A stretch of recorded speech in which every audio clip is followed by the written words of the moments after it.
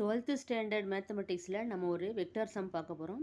If A vector comma B vector are any two unit vectors and theta is the angle between them then show that cos theta by 2 equal to 1/2 modulus of A vector plus B vector. நம்மளுக்கு A vector B vector வந்து unit வெக்டர்னு சொல்லியிருக்காங்க. Theta வந்து ரெண்டு வெக்டருக்குடைய இடையில் இருக்கிற ஒரு ஆங்கிள்னு சொல்லியிருக்காங்க. நம்ம ப்ரூஃப் பண்ண வேண்டியது என்னென்னா cos theta by 2 equal to half modulus of A vector plus B vector அப்படின்னு ப்ரூஃப் பண்ணணும்.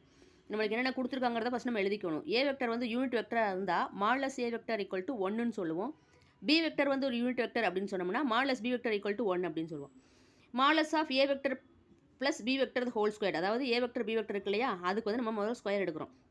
எடுத்தோம்னா அதை எப்படி எழுதலாம் அப்படின்னா, இதை 2 times of A vector plus B vector dot A vector plus B vector அப்படின்னு எழுதலாம். இது வந்து டாட் ப்ராடக்ட் நடுவில் எடுக்கிறோம்.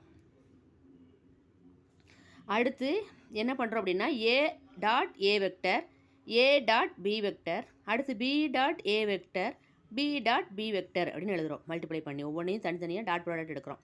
எடுத்துட்டா என்ன பண்ணுறோம் அப்படின்னா, காமனாக பார்த்தீங்கன்னா ஏ வெக்டர் டாட் ஏ வெக்டர், அதாவது டாட் ப்ராடக்ட்டில் வந்து ஏ வெக்டரை மல்டிப்ளை பண்ணால் பி வெக்டர் மல்டிப்ளை பண்ணால் அதோட மதிப்பு வந்து 1.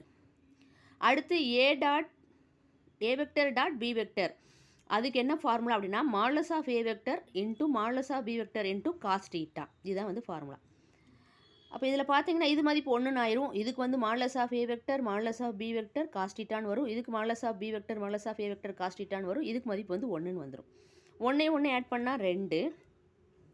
இதோட மதிப்பு நம்மளுக்கு ஏற்கனவே சொல்லியிருக்கோம், யூனிட் வெக்டர் 1ன்னு சொல்லியிருக்கோம். தான் பாருங்கள், கிவன் மாடலஸ் ஆஃப் ஏ வெக்டரும் மாடலஸ் ஆஃப் பி வெக்டர் வந்து 1ன்னு சொல்லியிருக்கோம். கிவன் கொடுத்துருக்கான் யூனிட் வெக்டர்னு. அப்போ இதோட மதிப்பு 1, இதோட மதிப்பு 1 காஸ் தீட்டா கிடைக்கும். இதோட மதிப்பு 1, இதோட மதிப்பு 1 காஸ் தீட்டான்னு கிடைக்கும். இந்த 1 கூட்டினா 2, காஸ் தீட்டாவையும் கூட்டினீங்கனாலும் 2. புரியுதா? இங்கே என்ன சொல்லியிருக்கேன் பார்த்து புரியுதுங்களா உங்களுக்கு? அதாவது ஏ டாட் ஏ வெக்டர், அதாவது A vector dot A vector அப்படின்னா அதோட மதிப்பு 1.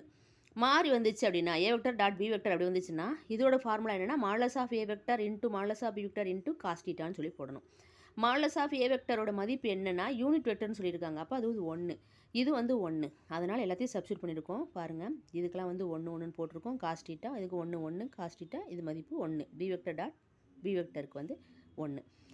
அப்போ 2 காஸ் தீட்டாவும் ஆட் பண்ணோம்னா 2 காஸ் தீட்டான்னு கிடைக்கும். 1 ஆட் பண்ணால் 2ன்னு கிடைக்கும். Modulus of A vector in modulus of A vector plus B vector whole ஸ்கொயரோட ஃபார்முலா இது ஆன்சர் என்ன கிடச்சிருக்கு அப்படின்னா, 2 காமனாக 2 வெளியே எடுத்துட்டோம் அப்படின்னா 2 × 1 + காஸ் தீட்டான்னு கிடச்சிருக்கு.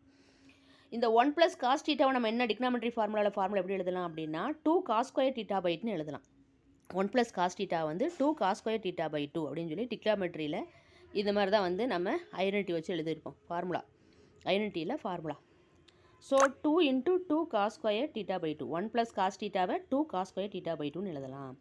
இப்போ 2 மல்டிப்ளை பண்ணால் 4 காஸ் ஸ்கொயர் தீட்டா பை 2ன்னு வரும். ரெண்டு பக்கமே வந்து ஸ்கொயர் ரூட்டை நம்ம ரிமூவ் பண்ணிடுவோம். ஸ்கொயர் ரூட் எடுப்போம் ஸ்கொயரை ரிமூவ் பண்ணுறதுக்காக. அப்போ square root on the both side ரெண்டுக்கும் எடுத்தோம்னா இது வந்து modulus of A vector plus B vector equal to, இது 4ல் வந்து 2 டைம்ஸ் வரும் ரூட் போனால், இது காஸ் தீட்டா பை 2 மட்டும் கிடைக்கும்.